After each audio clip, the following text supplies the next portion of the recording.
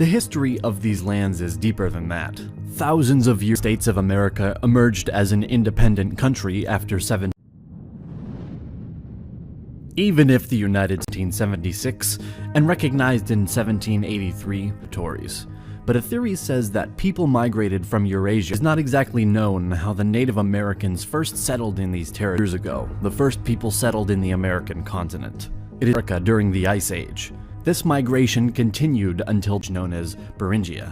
This connected Siberia to North America starting 30,000 years ago. Across a land bridge, they created interesting civilizations, developing their own culture in Americas, and they formed tribes and nations, Paleo-Americans. In time, they migrated even deeper, Puebloan culture and Mississippian culture, Adena culture, Iroquois culture, Coles Creek culture. Among the cultures that existed here, we can mention this land wasn't inhabited until the 1st centuries AD. This has an interesting and different history, speaking about Hawaii.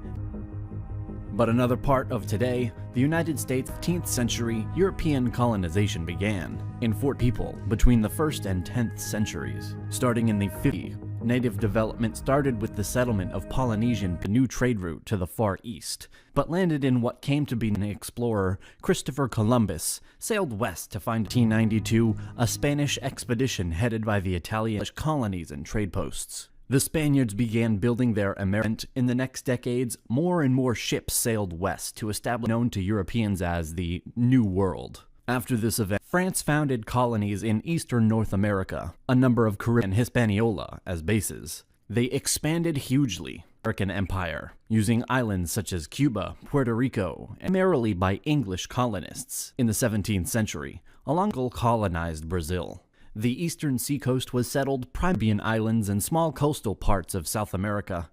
Portugal 7 on the James River in Virginia. New wave of settlers. Full English colony, Jamestown, was established in 1606 with a much smaller number of Dutch and Swedes. The first success Americans and English settlers, the colonies managed to expand culture based on tobacco. Even though there were some conflicts between the native Americans arrived in the late 17th century and established commercial agriculture, a colony was ruled by a governor appointed from London. And colonies had slightly different governmental structure. In fact, pretty fast, and more people settled in. Each of the 13 18th century, the American colonies were growing very rapidly, and elected legislature to vote taxes and make laws. By the 8th, this governor controlled the administration and relied upon a locally the tobacco and rice plantations imported African slaves and food. This attracted a heavy flow of immigrants as a result of low death rates, along with ample supplies of land population. The question of independence from Britain did not arise in the 70s. African slaves comprised a fifth of the American population for labor from the British colonies in the West Indies, and by the 17th, aided by the political development of the colonies. It was also part of the French and Spanish powers. The French and Indian War was an event created as long as the colonies needed British military support against the Vienna. The war was costly, and Britain needed money. The France lost their colonies and territories in Canada and Louis' larger 7 Years' War. Britain beat French forces and legislatures. The issue was drawn. Did Parliament have this right? Imposing a tax on the colonies without going through the colonial British Parliament passed the Stamp Act of 1765 to pay the taxes, as tensions escalated in the late 17th. Taxation without representation. The colonists refused to tax Americans who were not represented in it, crying, "No." It happened in the town of Boston. To protest against the new tax on tea in 1773 was marked as the start of the Revolution, 60s and early 1770s. The Boston Tea Party, and putting it under army rule, which sparked outrage, stripping Massachusetts of its historic right of self-government.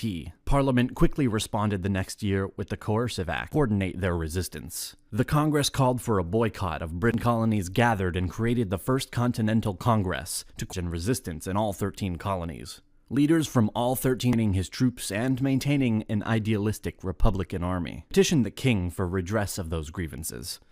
It wasn't about independence at that point, but this appeal had no effect, and so the Second Continental Congress was created in 1775 in order to organize the defense of the colonies against the British Army. The 13 colonies began a rebellion against British rule in 1775 and proclaimed their independence in 1776 as the United States of America. In the American Revolutionary War, 1775 to 1783, the Americans captured the British invasion army at Saratoga in 1777, secured the Northeast, and encouraged the French to make a military alliance with the United States. France brought in Spain and the Netherlands, thus balancing the military and naval forces on each side, as Britain had no allies. General George Washington was an excellent organizer and administrator who worked successfully with Congress and the state governors, selecting and mentoring his senior officers, supporting and trade, published a list of rights and grievances, and even so, the former colonies gained more than expected. In 1783, their independence was recognized. The American Revolution was a success, and at the Peace of Paris, of United States President Thomas Jefferson in 1803 lands, west of the Appalachian Mountains. A deal was made by the expansion to the west started, incorporating the Amerindian US dollars in order to buy just New Orleans, and if possible, initial diplomats sent to France were allowed to spend up to 10 million U. He bought the Louisiana Territory from France. It would be sold. The president approved the deal, and the U.S. doubled it. That for $5 million more, all of the Louisiana Territory, the west bank of the Mississippi River. But the French government said, and after the war against Mexican Empire, the United States were happening, and Texas in joining the Union in 1845 its size. In the middle of the 19th century, some cessions were